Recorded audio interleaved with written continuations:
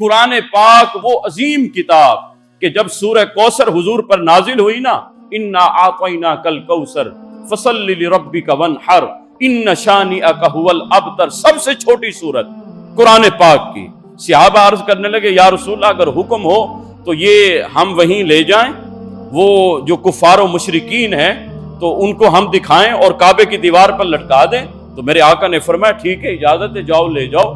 تو جب ہفتے کے بعد پھر جو ہے وہ جب بیٹھک ہوئی، لوگوں نے اپنے اپنے کلام پیش کیے، تو ادھر میرے آقا کے غلام، میرے آقا کے صحابہ نے وہ سورہ کوثر بھی پیش کر دی۔ جب انہوں نے سورہ کوثر پڑھی نا، ان کے حیرت کی انتہا نہ رہی، وہ اش کر اٹھے، وہ ایک دوسرے کو دیکھنے لگ گئے کہ ہائے یہ کون سا کلام ہے، آج تک ہم نے نہیں دیکھا۔ تو انہوں نے کہا کہ ہو نہ ہو کہ یہ ایک عظیم کلام ہے، انہوں نے کہا کہ اس کو سب سے پہلے نمبر پر جو ہے کعبے کی دیوار پر لٹکا دو، اور پھر کہا کہ ہاں زور لگاؤ، دکھاؤ پھر ایسا کوئی کلام جو اس کے مقابلے میں آئے۔ قربان جائیے 7 ماہ تک جو ہے سورہ کوثر جو ہے کعبے کی دیوار پر لٹکی رہی، کسی کے لال کی یہ جرت نہیں ہوئی کہ وہ سورہ کوثر کا مقابلہ لا کر پیش کرتا۔ تیرے آگے یوں ہیں دبے لچے فصحا عرب کے بڑے بڑے، کوئی جان منہ میں زبان نہیں بلکہ جسم میں جان نہیں۔ میرے آقا حضرت محمد مصطفیٰ علیہ السلام کو اللہ نے یہ کتاب عطا فرمائی، وہ کتاب قرآن پاک ہے۔ فرمایا تم اس کتاب کا مقابلہ نہیں کر سکتے۔ یہ زبان و بیان کا دور تھا۔ اب جب 7 ماہ تک وہ سورہ مبارکہ لٹکی رہی، ہر کوئی آتا پڑھتا، وہ اش کر اٹھتا، لیکن کہتا اس کا مقابلہ نہیں۔ ایک شاعر آیا دور دراز علاقے سے، اس نے بھی سورہ کوثر کی تلاوت کی، اس نے دیکھا انا اعطیناک الکوثر فصلی لربک وانحر ان شانئک ھو الابتر۔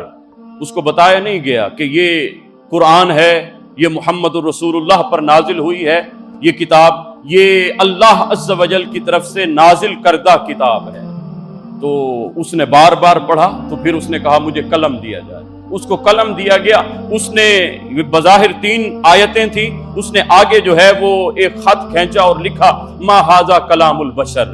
لوگو یہ کسی بشر کا کلام ہی نہیں ہے، اس کا مقابلہ ہو ہی نہیں سکتا نا، یہ کسی بشر کا کلام ہی نہیں ہے۔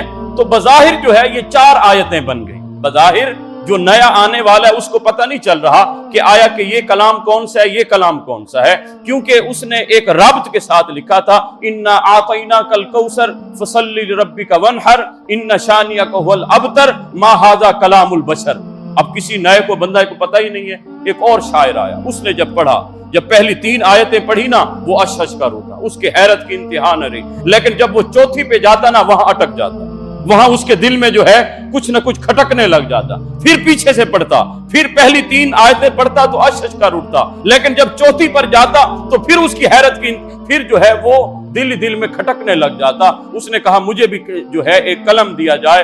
وہ جو ما ھذا کلام البشر جہاں لکھا ہوا تھا نا، اس نے گول دائرہ کھینچا اور اس کے نیچے لکھا، کہا کہ پہلی 3 آیتیں تو کسی بشر کا کلام نہیں ہے، ولیکن ھذا کلام البشر، یہ جو چوتھا جملہ ہے نا یہ کسی بشر کا کلام، کہا کہ یہ کسی انسان کا ہے، لیکن یہ جو پہلی 3 آیتیں ہیں یہ قربان جائیے یہ کسی بشر کا کلام نہیں ہو سکتی، یہ اس رحمان کا کلام ہے، جو اس رحمان کا فرمان ہے کہ جس نے یہ قرآن عطا فرمایا۔ اور قربان جائیے قرآن پاک کی عظمت کیا ہے، اس کے ابتدا میں ہی اللہ نے چیلنج دے دیا اور فرمایا کہ مت اس شک اور شبے میں رہنا، ہیں تو 30 پارے، لیکن ایک آیت میں ایک حرف میں بھی تم کہیں بھی کوئی اعتراض نہیں کر سکتے۔ ذالک الابتدا ہوتی ہے، اللہ عز و جل فرماتا ہے الف لام میم ذالک الکتاب لا ریب فیہ۔ لوگو یہ الف لام میم یہ کتاب ہے، ذالک الکتاب لا ریب فیہ، کہ جس میں کوئی شک اور شبے کی گنجائش نہیں۔